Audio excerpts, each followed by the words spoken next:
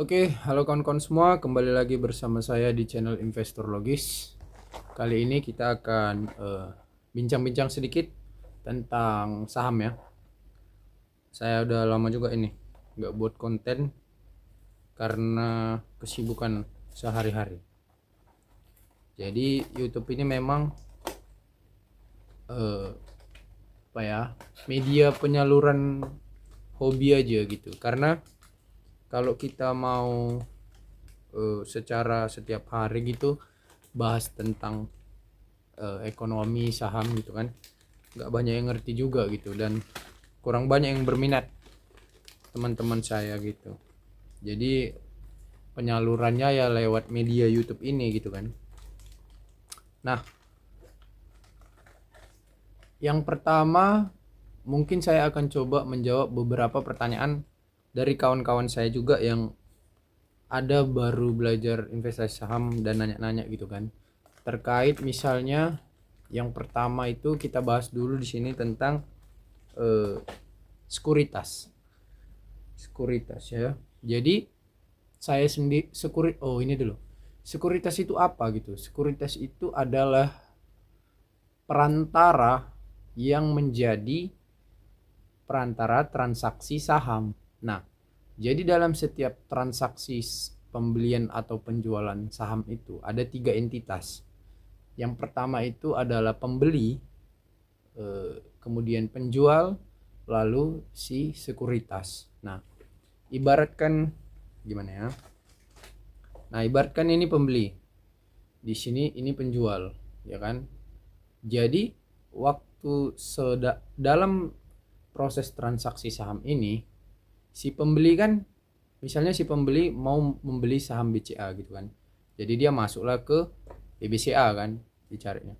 Nah, dia sebagai pembeli gak bisa langsung membeli saham BCA ke Bank BCA dengan mengatakan, halo Bank BCA, aku mau beli saham BCA, kan nggak bisa gitu, karena siapa juga yang mau melayani dia gitu kan, kecuali mungkin dia apa ya, eh, korporasi perusahaan besar langsung yang mainnya itu besar juga gitu kan. Ini kita cerita retail aja, sebagai sesama retail gitu kan. Retail itu maksudnya kita sendiri pembeli pribadi gitu. Jadi kita bertransaksi saham itu nggak pakai uang yang kita kelola kayak reksadana atau yang lain, perusahaan yang lain-lain. Kita pakai uang kita sendiri aja gitu. Kita download aplikasi di handphone, sederhana, kemudian kita mau beli investasi saham sendiri gitu kan, pakai uang kita sendiri. Nah, jadi kita lah ini kan, kita mau beli saham Bank BCA misalnya, kita nggak bisa langsung ke Bank BCA atau bilang sama, halo Bank BCA, aku mau beli satu lot sahammu. Nggak ada yang eh, melayani kita, pasti nggak ada yang ingin menghiraukan kita gitu kan. Tetapi kalau itulah fungsinya sekuritas. Nah, sekuritas inilah yang menjadi, dia di tengah. Nah, inilah si sekuritas, dia yang menjadi perantara antara si kedua, baik pembeli atau penjual gitu, dalam proses transaksi suatu beli atau jual saham, kan. Nah, jadi si pembeli Bank BCA harus masuk ke saham, kode saham BCA gitu kan, kalau beli di handphone kan, dia ketik dulu BBCA gitu kan. Nah, maka dia akan menjumpai yang namanya itu order book. Order book itu apa? Order book itulah yang mengelis daftar si pembeli dan si penjual. Nanti disitulah ada namanya bid offer dan bid, bid lot dan overlot. Nah, bid ini adalah si pembeli yang mengantri bahasanya. Kalau dia pakai kalau dia cara belinya itu mengantri gitu. Misalnya harga BCA 15.000 gitu kan. Nah, dia mau dapat satu lembar BCA itu di harga 15.400 gitu kan. Ya udah, dia ngantri, dibuatnya aja di situ, beli 15.400 sebanyak berapa lot gitu kan. Karena kalau di order book itu kita nggak bisa beli per lembar, kita itu minimal harus beli satu lot itu 100 lembar gitu. Tapi bahasa apanya satu lot gitu kan, tapi harga yang ter ditampilkan di monitor itu harga per lembar gitu. Jadi kalau misalnya kita mau beli saham, harga saham BCA misalnya harganya 10.000 gitu kan. Nah, itu harga per lembar. Jadi kita harga satu lot itu 10.000 kali 100. Nah, berapa lah itu? 10.000 nolnya 4 kali 100 nolnya 2 berarti 1 juta gitu kan. Nah, gitu kan misalnya. Terus si penjual tulisannya itu over di situ kan di order book itu. Nah, jadi si penjual inilah yang punya saham BCA dan mau dijualnya kepada siapa? Kepada si pembeli. Nah, jadi kalau misalnya harga kedua orang ini sudah match, baik si pembeli yang mengantri ataupun si penjual yang menjual, ya udah barang itu berpindah dari si penjual yang punya saham masuk ke si pembeli. Nah, tapi penjual juga bisa mengantri. Mengantri itu maksudnya apa? Gini. Misalnya harga saham Bank BCA tadi 10.000 kan. Si pembeli mengantri di harga 9.900 misalnya. Dia mau dapat BCA itu satu lembar di 9.900. Tapi si penjual bisa aja dia membuat antrian penjualnya itu di 10.100 kalau dia merasa harga saham Bank BCA ini masih akan naik dalam beberapa menit ke depan gitu kan, karena kan bursa itu gerak terus, dia fluktuatif gitu kan. Kita nggak tahu jam 10 harganya 10.000, jam 2 jam 11 bisa jadi 10.200 gitu kan. Nah, itu dia tadi tentang si sekuritas ini. Jadi si sekuritas ini itulah aplikasi seperti saya sendiri pakai sekuritas iPod gitu kan. Tapi ada juga pakai Stockbit, ada pakai Ajaib, ada sekuritas BCA Sekuritas, Sinarma Sekuritas, ada lagi apa lagi itu namanya Mirai Aset Sekuritas. Nah, banyak sekuritas ini. Jadi sekuritas ini bisnisnya apa? Dia itu dapat uang dari fee setiap transaksi pembelian atau penjualan saham. Jadi kalau kalian misalnya baik membeli atau menjual, itu kalian kena fee.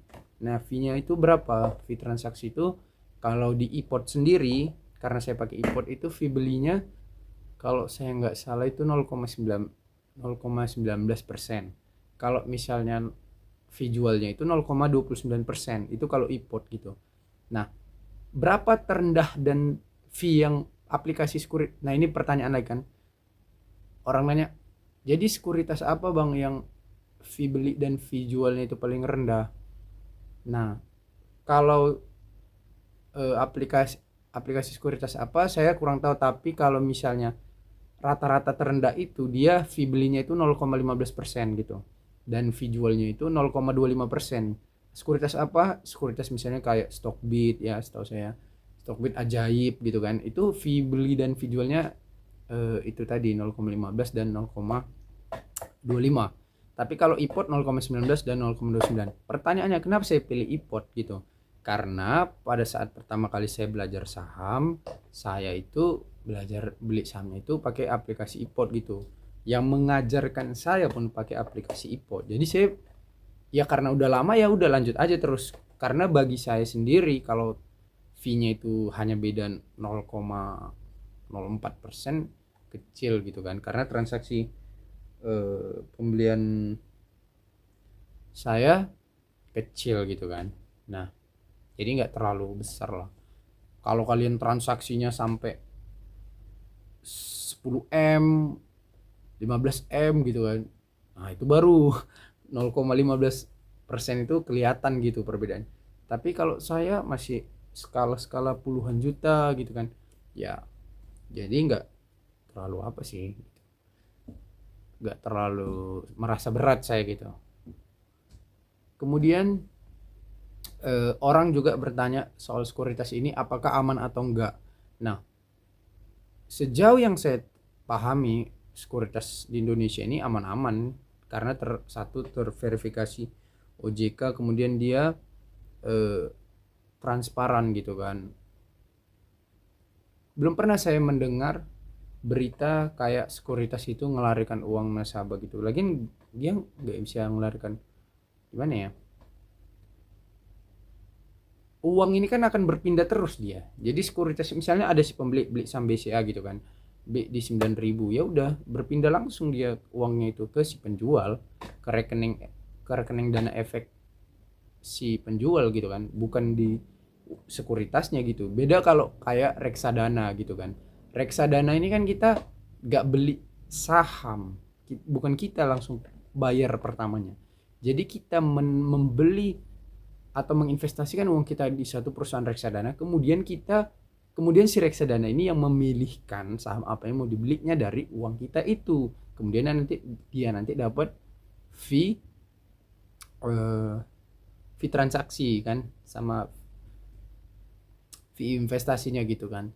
Tetapi memang kita sudah kita bertaruh juga sih terkait suku bunga yang pendapatan bunga yang kita terima gitu kan. Nah, dulu waktu saya pakai bibit gitu, jadi bibit itu dulu pertama kali rilis belum ada untuk transaksi saham, jadi reksadananya aja gitu. Saya pikir udah ada, terus saya pelajari loh, kok ini Sukor Invest gitu kan, apalagi tuh BNI Sekuritas apa gitu, BNI reksadana gitu kan. Terus mana sahamnya gitu, mana yang dibicarain kayak CBP, BBCA gitu, nggak ada gitu kan.